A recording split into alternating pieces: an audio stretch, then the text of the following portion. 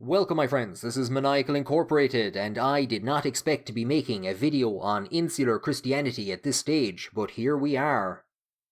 At the moment I'm finishing off my Dal Fiatach playthrough, so leading the dynasty to regain its ancient glory, and playing with the Royal Court DLC, looking at the changes that the addition of the Royal Court and the addition of the culture, looking at the changes that this has made for Ireland.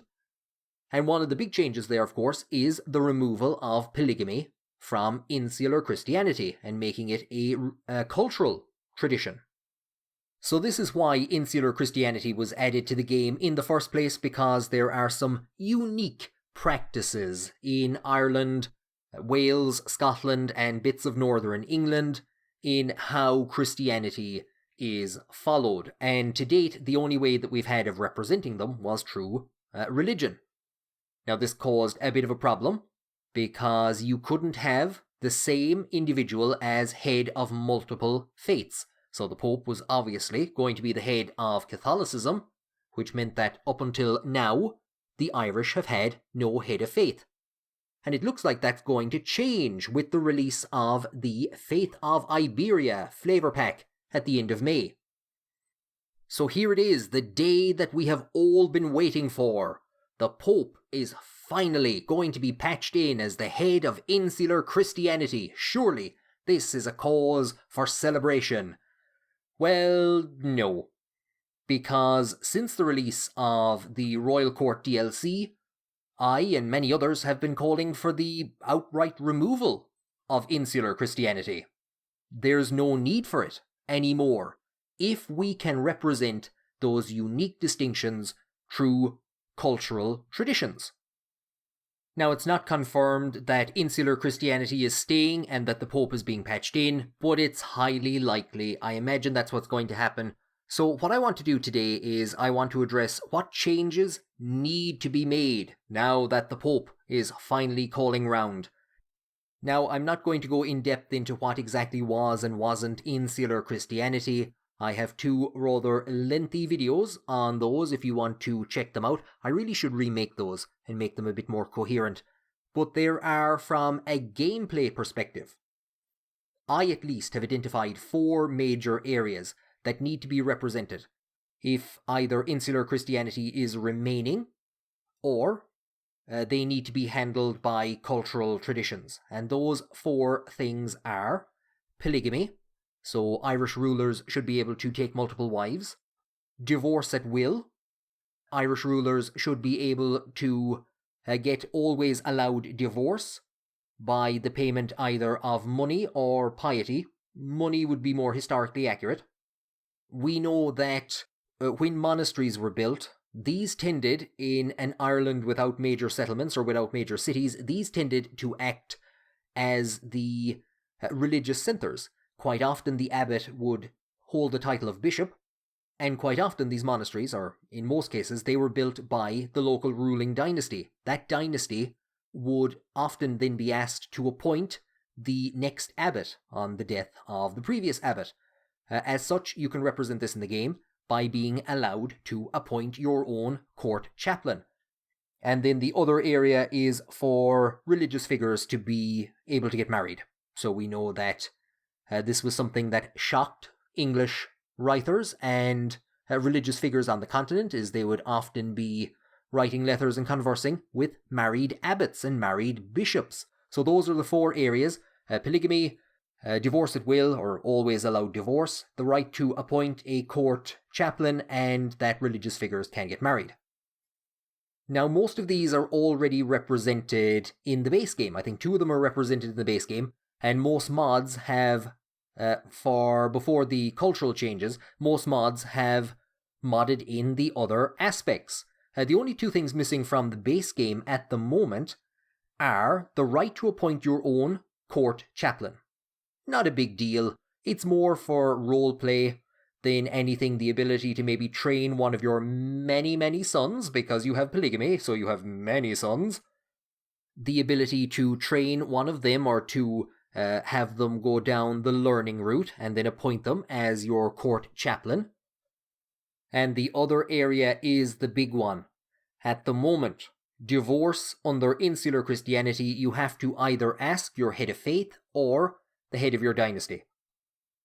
It was already problematic enough when you had to ask the head of your dynasty, but the idea within a historical context of Irish rulers having to request a divorce from the Pope is ridiculous. Divorce at will and polygamy thrived in Ireland to deal with the ever-changing political climate.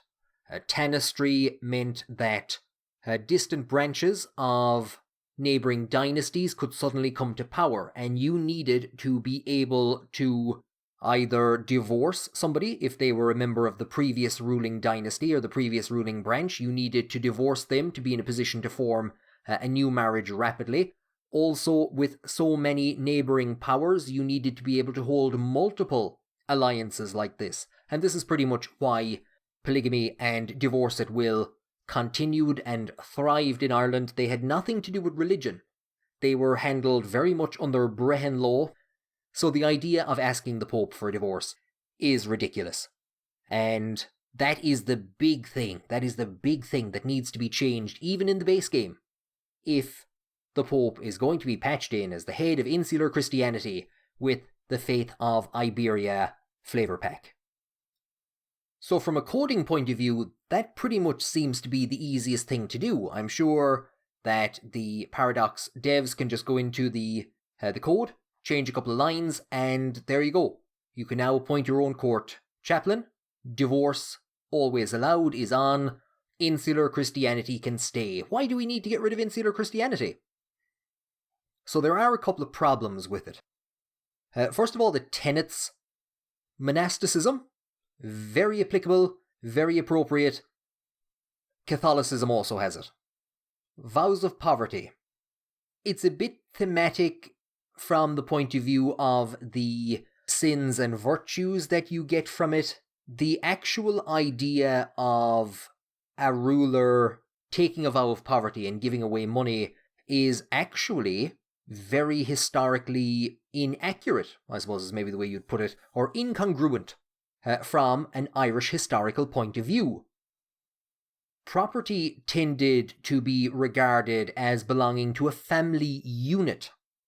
So if you're there and you're handing out land, you're handing out money, you're handing out gold, you're handing out cattle, and you're giving this away to the church, this is going to be looked upon with a great deal of suspicion and anger by your close family members. And indeed, there were protections under Brehon law for sons to cancel or annul the contracts of their fathers if those contracts were diluting their inheritance.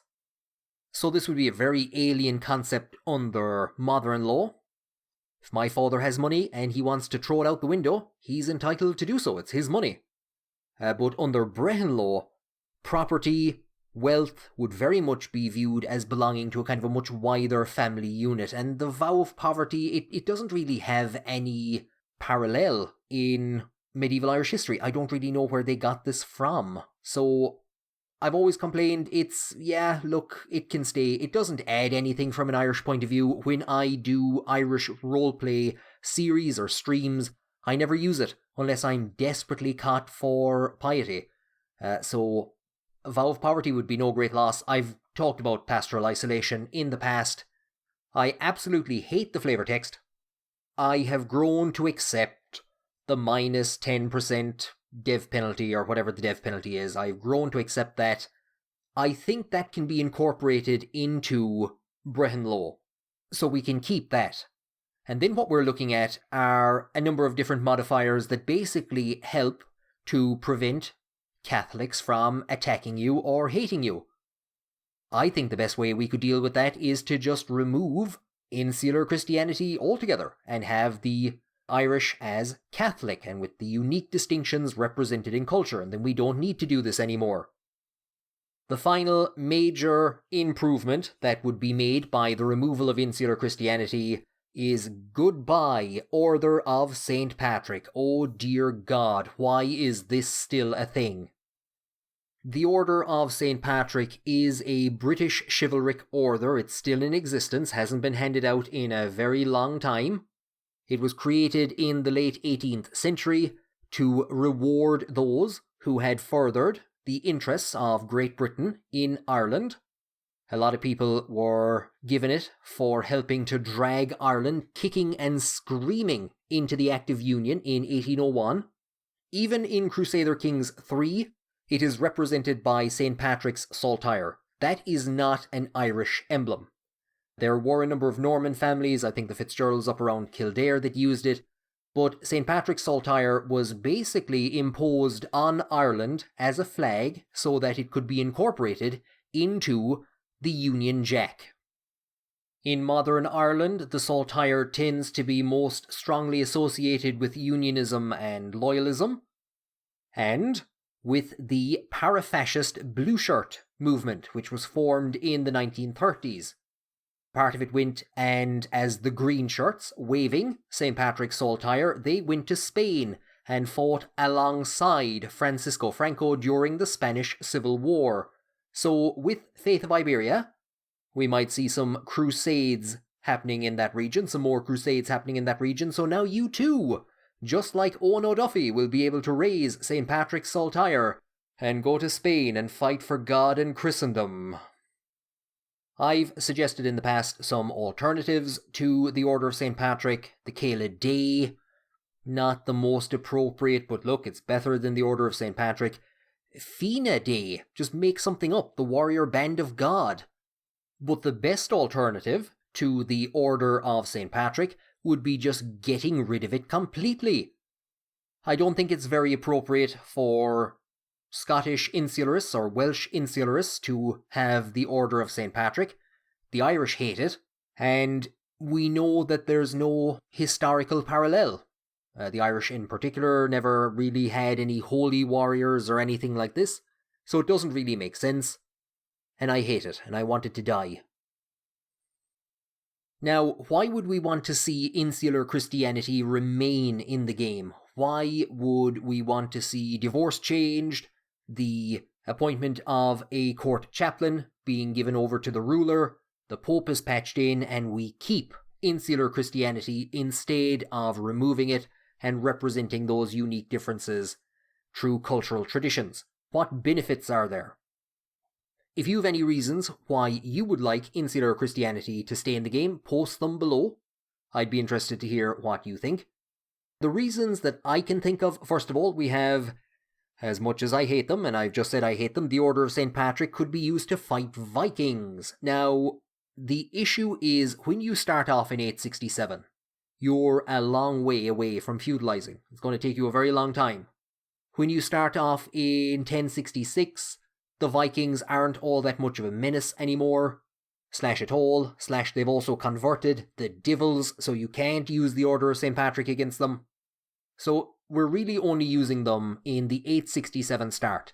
They would be tremendously beneficial in the 867 start, but it's going to be a long, long time before you can figure out how to put one stone on top of another and build a castle that you can put a holy order inside of.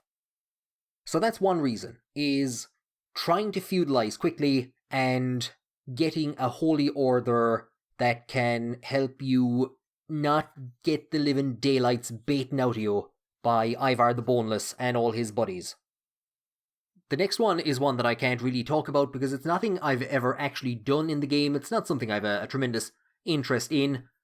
Reform of Insular Christianity. If you have Insular Christianity in the game, can you now put yourself in as the head of faith and get rid of the Pope by taking control of all the holy sites and going off and doing mad old things? Again, it's not really something that I've done or had much interest in, but that would be one justification probably for keeping Insular Christianity in the game. If you've any ideas on that, post them below. And speaking of holy sites, there's the other reason for keeping Insular Christianity in the game. If you remove it, you're going to remove those holy sites. Oh no! Oh, we're all devastated. Oh no! What I would rather, however, is remove Insular Christianity and have at least one of the two unique holy sites, so Iona and Armagh, have one of them, if not the both of them, represented by special buildings. And job done. And the last reason that I can think of for why you would want to keep Insular Christianity is the names. So if you get rid of Insular Christianity, you're no longer going to be able to hammer on the insular name button for when you have children. And the other thing is that when you go on a crusade as a Catholic, all the Catholics are praying to St. George. If anything good happens, praise St. George. If anything bad happens, why has St. George abandoned us? So there's a bit of flavour there that gets lost if you convert to Catholicism. I think praise St. Brede, St. Ruan is mentioned a lot as well. So that would probably get lost if you convert to Insular Christianity, or convert, I should say, from Insular to Catholicism. And that, of course, is another actual problem. The idea of the Irish converting to Catholicism is really weird. It happened in my recent playthrough. When we converted, a lot of people remained insular, didn't cause any problems, but they would come to the court and they would ask not to be persecuted. And that's really strange, that's really weird. The idea of the Irish converting instead, and we're going to look at that in a second. What you should have, basically, for the Irish is a slow process of reforming the church to bring it more in line with the practices that are happening in Europe, and that's something that we can do by representing the unique differences as cultural traditions. What a segue into the next part. Let's say that after all that I have convinced you that we do not need Insular Christianity, get rid of it, kick it out the door. At game start in 867 or 1066, the Irish are now Catholic. How do we represent the unique distinctions of how Christianity was practiced in Ireland and in Scotland and Wales and bits of England? How do we represent this through cultural traditions? I think we can do it with the addition of 2 to 3, it depends, 2 to 3 traits or cultural traditions. So you might think, my God, you're giving the Irish 3 extra traits? Not really, because we're getting rid of one. Naval mercantilism, it doesn't make any sense why the Irish would have that. We have no idea what boats are. We are terrified of the sea and things that can float on the sea. If God meant for men to cross the sea, he would have made us float or something. I don't know. All Irish naval terminology in the Irish language comes from Norse. The Irish word for a ship is a long. So Shane Long, Erlong is a hilarious meme in Irish, trust me. And the idea that the Norse do not have naval mercantilism but the Irish do, that is mad. That is absolutely insane. So get rid of that. You could, if you desperately wanted to, instead give the Irish, is it wetlander? Or the bogland tradition. Ireland is one of the only regions on the entire map that has bogs. The Irish people do not have the bog tradition. That doesn't make any sense. Especially if you're starting in Connacht, that would be very powerful. Especially if you're defending Connacht from the Vikings, that would be very powerful. So we already have polygamy represented as one of the traditions. The other 3 that I am proposing, you could condense them down into 1, you could condense 2 of them down into 1, but the other 3 that I am suggesting are insular church offices, insular marriage practices, and Brehon law. Now you could condense down the 2 insular ones into just insular practices. You could condense them all down to Brehon law. You could even remove polygamy and put it in to one of these new traditions. But let's take a look at all of those in turn. Insular church offices is going to deal with the unique distinctions between the actual official structure and organisation of religion in Ireland and how Rome would have wanted us to do it. So basically, this is the tradition that's going to allow priests to marry, and it is the tradition that is going to allow you to appoint your court chaplain. I would imagine that some penalty would come with this, so there's going to be maybe a piety penalty. It does not make sense that the Pope would look on what's happening in Ireland and go, yeah, this is all A-OK by me. That's pretty much all that tradition does. So you could, like I said, mash it in with the next one, insular marriage practices. I'm going to give a justification in a few minutes for why I've divided it out like this. Insular marriage practices doesn't really do anything. It probably might actually make sense to get rid of polygamy and put it in here. Maybe that's what I meant to do. I have a sheet of paper in front of me and I can't even read my own handwriting.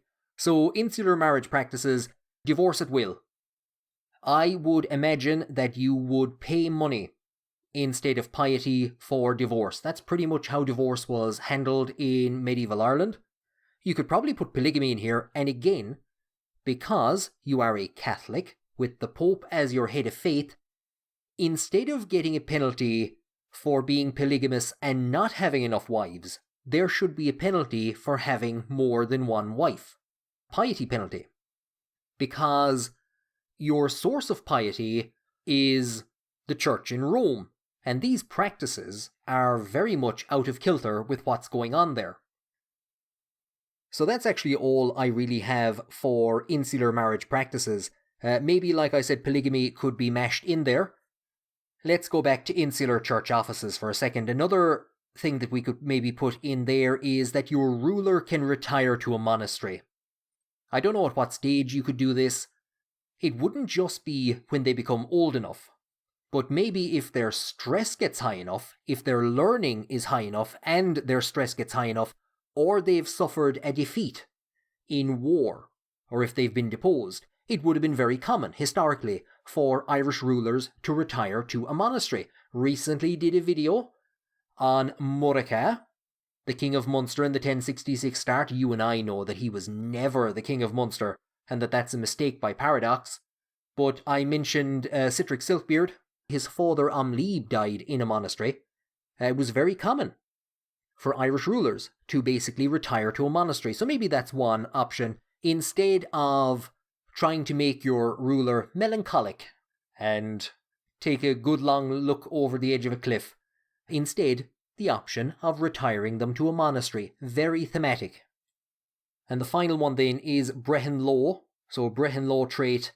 This technically has nothing to do with insular Christianity, but it's another one that a lot of people have been talking about adding. And if I was creating a Brehon law trait, what would I put in there? The ability to blind prisoners, and blind individuals are removed from the chain of succession, and they are removed from power. So if you capture a neighbouring ruler and you blind them, under Brehon law, they are no longer entitled to succeed, and they are immediately deposed. There are historical precedents for that. Again, I was discussing that in my Murica video about Bran, the son of Muel Morda, who was blinded by Citric. The other two that I have in at the moment for Brehon law tract, lose prestige for blood feuds. What the hell does that mean? Under Brehon law, everything was basically handled by the payment of fines. So Brehon law was pretty much civil law. So that meant that you would be fined for theft, you would be fined for assault, you would be fined for murder. If a member of your family was murdered, you could hold the murderer prisoner until they paid the penalty themselves, which was calculated on the honour price of your family, the family of the person that had been killed. So until they paid the price themselves, until their family paid the price, failing that, you could sell the prisoner into slavery. You could enslave them yourselves.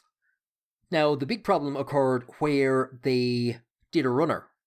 You didn't manage to capture them, or maybe they were in a neighbouring area. Brehon law allowed for, and indeed stipulated, and required, the creation of vendetta parties to hunt down murderers. So if a ruler is murdered, or if a lord is murdered, his clients are required to put together a vendetta party to go and avenge him if the fee hasn't been paid. So I think maybe a prestige penalty.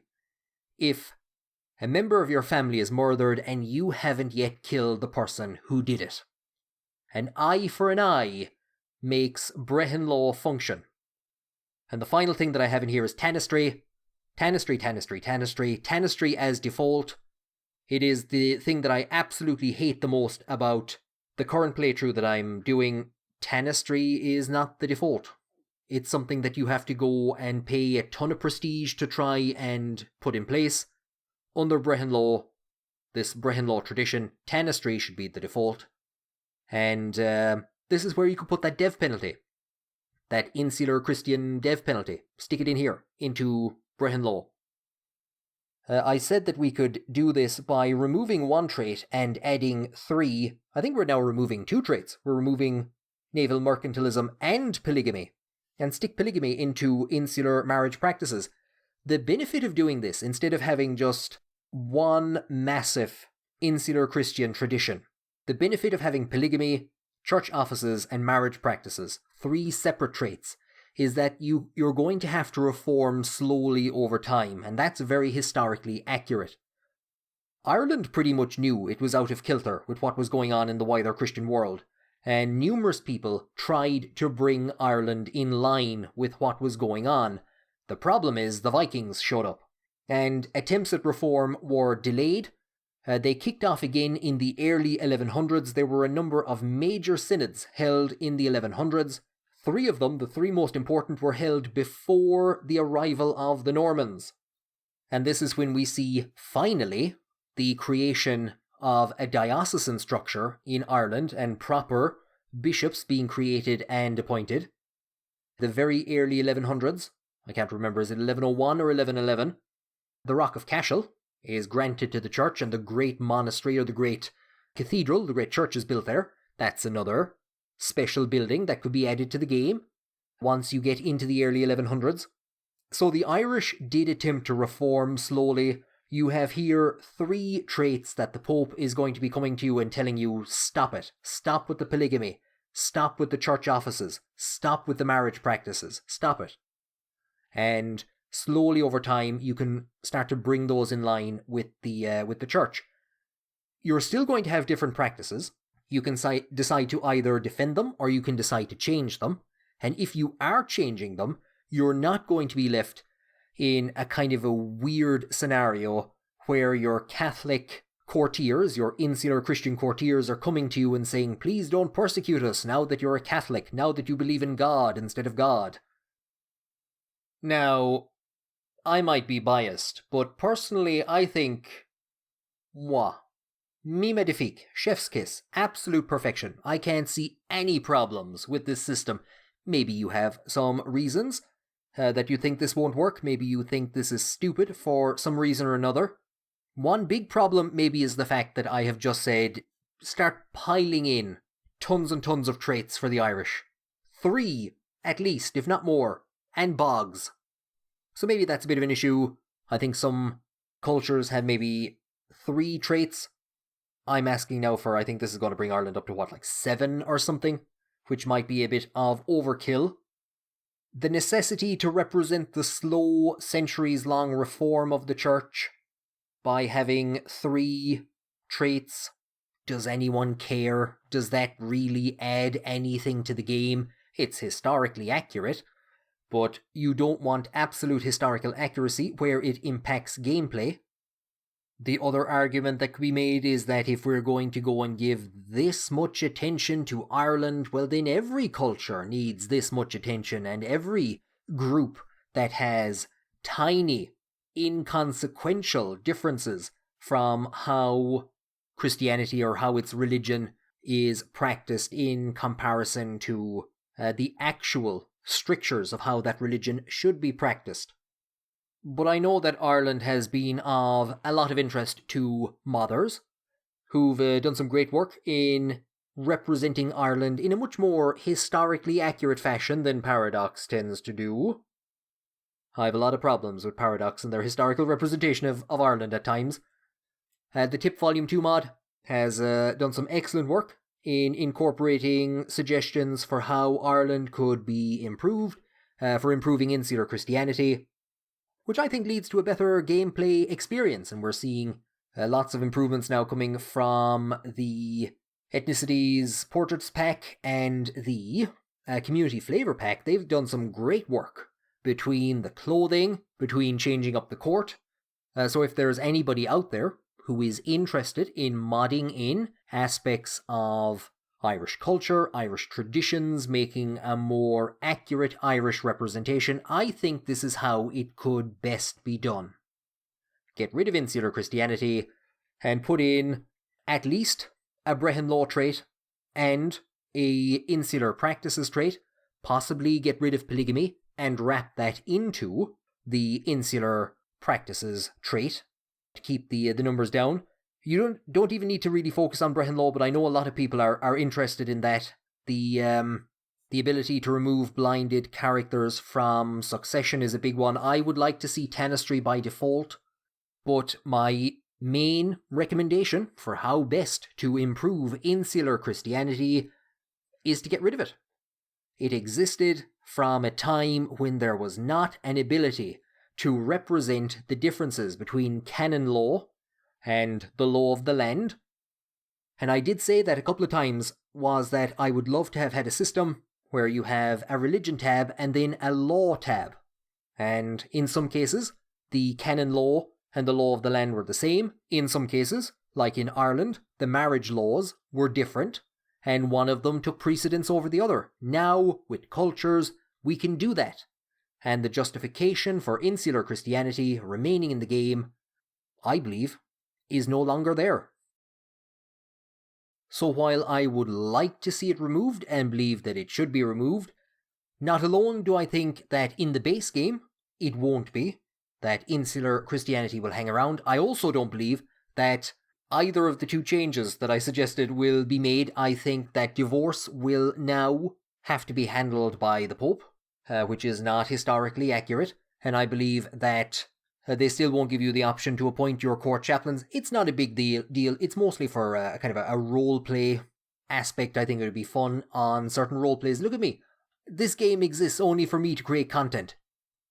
Your fun? I don't care about your fun. You should have fun watching me play. Nobody else should get to play it. Just me.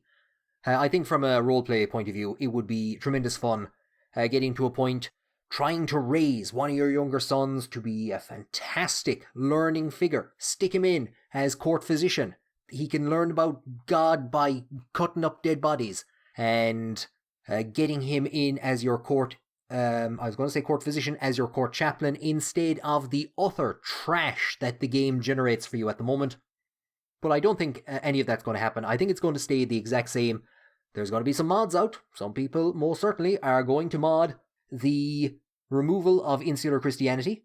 They're going to mod Insular Christianity out of the game. And here are my humble suggestions for some improvements that could be made. I really should learn to do some modding myself, but it's much more time efficient for me to just make hour-long videos bemoaning the state of the game. Much more time efficient for me.